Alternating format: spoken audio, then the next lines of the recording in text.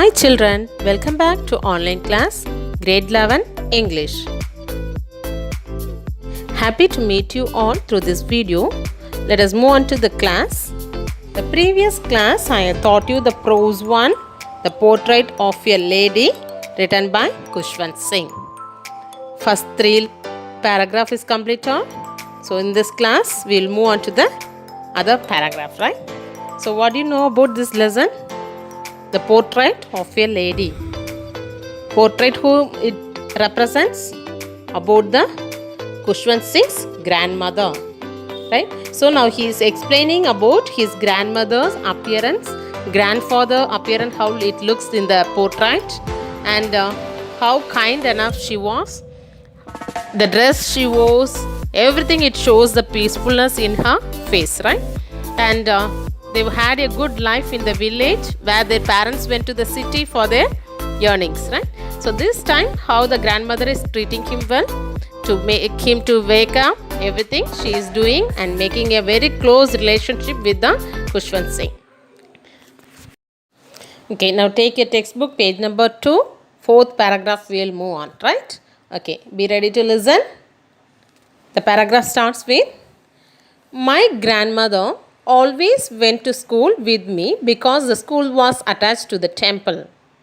The priest taught us the alphabet and the morning prayer, while the children sat in rows on either side of the veranda singing the alphabet or the prayer in a chorus. My grandmother sat inside reading the scriptures. When we had both finished, we would walk back together. This time the village dogs would meet us at the temple door. They followed us to our home, growling and fighting with each other for the chapati we threw to them. The explanation is, the grandmother and the author, that is Kushwant Singh, both they'll be going to the school together. What is the reason is, the grandmother wanted to go to the school, that is the temple is attached with the school. So when Kushwant Singh is learning the alphabet and prayer in the school, she will be reading the scriptures in the temple. So who will be teaching this prayers and alphabet is the temple priest only will be teaching all those things, right? In the olden days, the priest only will be teaching all the alphabets and morning prayers. So the children, everybody used to sit there and they will be learning all these things. So where they are sitting is, they will be sitting in the veranda. There is a long pathway, there they will be sitting in 2 rows and they will be learning the alphabet. So sometimes they will be learning the alphabet with the singing method, right? Or in the prayer they will be telling all together in a chorus way they will be telling.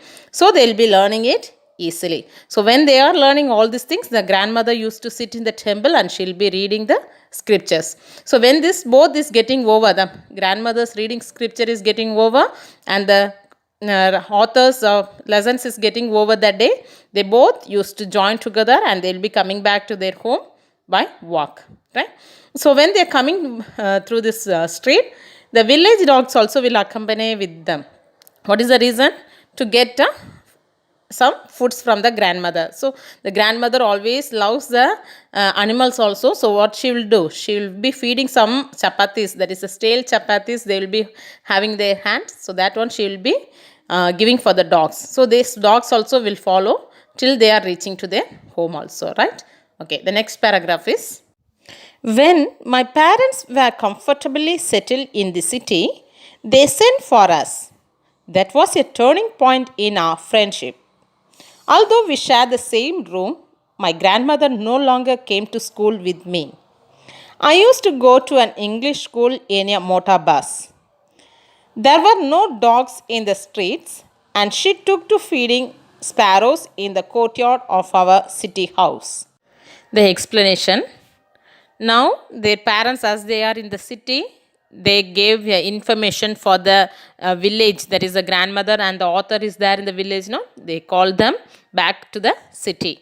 So now there is a great changes in their life, that is a turning point in their friendship, because when they came to move to the city, there will be a lot of changes. So that friendship is coming to an end. Okay, so what they have done, they have even though they are sharing their rooms in the same place, the grandmother could not able to accompany with him to the school, because there is a lot of changes in the city. There is not like a village. The grandmother can come to the school like as it is in the temple. She also can come and read in the scriptures, everything in the village, no? Like that, it is not there. Totally changes. He is learning in an English medium school. So the school bus will be coming and picking him. So this is the way they will be going to the school. So what cannot do? The grandmother cannot accompany with him to the school. So now in the streets also there is no dogs. And so what the grandmother started to do now? Now she started to feed the sparrows, and she was there in the house, no? That courtyard. Courtyard means where they can be relaxed in open space, right? That is called courtyard. So there she used to sit and she used to feed the sparrows there, right? Okay, we'll move on to the next paragraph. As the years rolled by, we saw less of each other. For some time, she continued to wake me up and get me ready for school. When I came back, she would ask me what the teacher had taught me. I would tell her English words and little things of Western science and learning, the law of gravity, Archimedes' principle, the world being round, etc. This made her unhappy. She could not help me with my lessons. She did not believe in the things they taught at the English school and was distressed that there was no teaching about God and the scriptures. One day, I announced that we were being given music lessons. She said nothing, but her silence meant disapproval. She rarely talked to me after that. This paragraph says about now the years is rolled by in the city life, right? So now they could not talk much, or they could not see each other more time, but sometimes she used to wake up him as the usual way, right? In the morning she used to wake up him for getting him to ready to the school, everything she used to do. And she used to ask about the school, what is happening in the school, what are the things they are teaching in the schools, everything she used to ask to the boy, that is Kushwant Singh. She used to ask her. So what he will say means, he will say about the schools, they will be teaching about some English words, some Western science, and the law of gravity, Archimedes principle, and why the reason now for the world being round, etc. These all the things they are teaching, like that he will be explaining, but she cannot understand much. She was very unhappy because of this all the things, and she is not able to understand with the what they are doing. So what she could not help also for the lessons. Otherwise the simple lessons means she will be able to explain something in a very good manner, but now she could not help him in her lessons. So she did not believe that this teaching will be helping him for the education, that is a moral education. It is not much helpful. So she was very much distressed about the teaching in the school, and she wanted to know more about the God and the scriptures. This is what she is expecting for the boy to learn. So that is not much gathered in the city school. And the author told about his own music lessons were also is taught in the school, but she is showing her disapproval by keeping very silent. She is not telling in or arguing that, she is keeping very silent and showing the disapproval. And now they have rarely only they will be talking with each other. They don't have much to talk because everything is changed. So in the city life, they cannot share much each other because the grandmother doesn't know what is happening in the school, right? So there was a rarely talk to each other. Okay, the next paragraph is, when I went up to university, I was given a room of my own. The common link of friendship was snapped. My grandmother accepted her seclusion with resignation. She rarely left her spinning wheel to talk to anyone. From sunrise to sunset, she sat by her wheel spinning and reciting prayers. Only in the afternoon, she relaxed for a while to feed the sparrows. While she sat in the veranda, breaking the bread into little bits, hundreds of little birds collected round her, creating a veritable bedlam of chirruping. Some came and perched on her legs, others on her shoulders. Some even sat on her head. She smiled, but never shooed them away. It used to be the happiest half an hour of the day for her. So now the explanation. When he started to go for the university, it is a higher education, he was given a separate room for his own. So the common link of the friendship was cut off. Now that it is totally, they cannot speak much. But the grandmother, what she accepted her loneliness, and she rarely spoke to anyone. So she doesn't wanted to talk and spend the time. She accepted that she is alone, and she was happy with what she had. And she sat and spinning the wheel and reciting her prayers. That is the work she was doing for the whole day. And for some time for the relaxation, in the afternoon, what she used to do, she used to go and feed the sparrows. And when she's feeding the sparrows, what she will do, she'll be breaking the breads in a little bits, and she'll be sitting in the veranda. So the hundreds of little birds will come around around her, and it will be coming and picking up the breads, and it will be making a noisy, that is you know how the birds will be making now sounds, right, like a chirruping sounds, right, noisy confusion sounds it will be making. So like that the birds will be coming around her, and it will be coming and sitting on her, even on her head, and on the legs, like that it will be coming and sitting on the shoulders also. But if some birds is coming and sitting on our head, what we will do, we will chase that with our hands, that is shoot out, right. So when we are doing like that, but the grandmother, what she will be doing, she patiently, she will be accepting that also. She will never allow them to go away from her. She will be accepting that very happily, and this will be the happiest half an hour for her, the whole day, right. So she'll be enjoying that feeding the sparrows. Next paragraph. When I decided to go abroad for further studies, I was sure my grandmother would be upset. I would be away for 5 years, and at her age, one could never tell. But my grandmother could. She was not even sentimental. She came to leave me at the railway station, but did not talk or show any emotion. Her lips moved in prayer. Her mind was lost in prayer. Her fingers were busy telling the beads of her rosary. Silently, she kissed my forehead, and when I left, I cherished the moist imprint as perhaps the last sign of physical contact between us. This paragraph says about the author is planning to go for the abroad for the higher studies, right. So when he is going for the higher studies, he is thinking that the grandmother would be upset at his departure, like that he is thinking. But what it is happening, she is not showing that loneliness, right. He would be away for 5 years, and he thought that 5 years is more time for the grandmother, more years for the grandmother to survive, right. So as she is very old, when he is coming back, she will be much older, and whether she will be alive or not, like that he is having a doubt. And now he is going for the abroad for the higher studies, and she also came to the railway station to send him off, but did not talk or show any emotions. So when we was sending somebody to abroad, what we will do, we will be crying, we will be missing them much. But the grandmother doesn't wanted to show any emotion to her, to the author. She was not even sentimental, and she was doing one thing. What is that?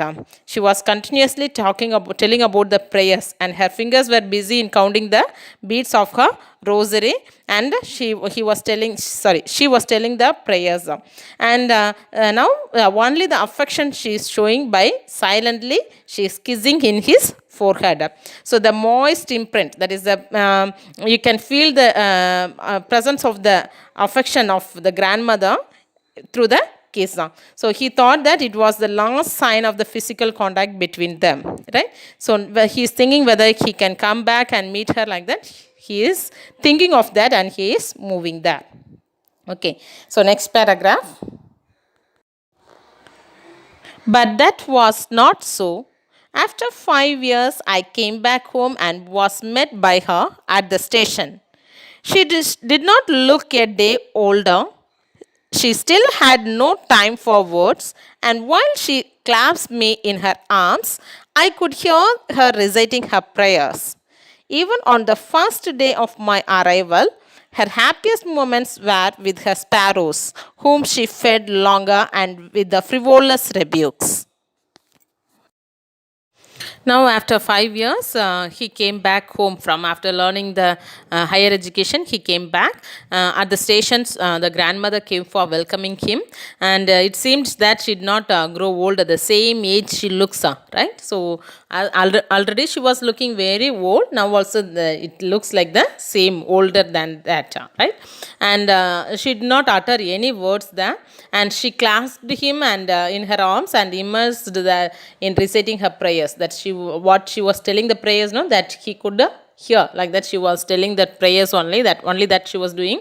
And usually when somebody is coming from abroad, we will be enjoying that day, right? That day will be the happiest moment for us. And now the grandmother and the grandson was very affectionate. After 5 years he's coming, surely she should be much enjoyed that day, but she did not spend that day also with the grandson. What she was doing, she was as usual, the feeding the sparrows is the happiest moment for her, no? That routine work only she is doing that day also when the grandson is coming from abroad, right? Next paragraph. In the evening, a change came over her. She did not pray. She collected the women of the neighborhood, got an old drum, and started to sing. For several hours, she thumbed the sagging skins of the dilapidated drum and sang of the homecoming of warriors. We had to persuade her to stop to avoid overstaining. That was the first time since I had known her that she did not pray. The explanation is that the evening that when the boy came from the abroad that day, there was a change in her character, and that day she did not pray. She called all the women from the neighborhood, and what she done, she started to play the old drum and she started to sing. So she thumped the drum for several hours and sang songs related to the homecoming of the warriors. Homecoming of the warriors means that soldiers, olden days, they will be going for the war. That time, the people who is at the home, they will be singing for they have to return back in a good manner, like that. They will be singing the songs that will be called as a homecoming of warriors, like that. So now she started to sing related to that songs, everything. Somebody has to stop her singing that in order to avoid her overstaining. And now the author felt that she did not pray for the first time since he had known her. So before that, always she'll be praying to God, right? That is a murmuring or reciting prayers will be there. But now this is the first time the author could see that the grandmother did not pray that day, right? Okay, the next paragraph. The next morning, she was taken ill. It was a mild fever, and the doctor told us that it would go. But my grandmother thought differently. She told us that her end was near. She said that since only a few hours before the close of the last chapter of her life, she had omitted to pray. She was not going to waste any more time talking to us.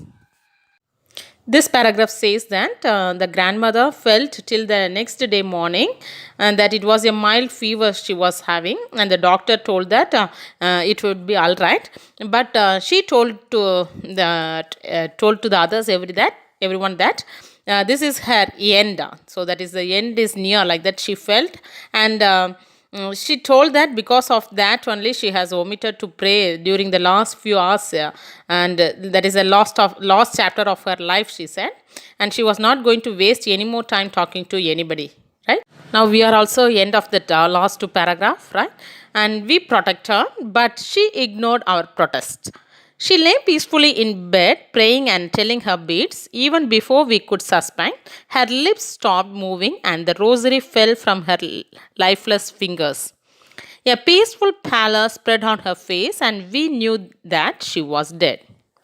So now this paragraph, now the relatives, everybody, they are trying to protest her decision that she told, no, that is my last chapter of her life came and she is going to die. This all the things when she is telling the relatives, everybody, they are trying to protest, but she is not accepting that protest. Only she know that what is true, so she is not ready to accept the protest, and she lay very peacefully in the bed and praying and counting the beads.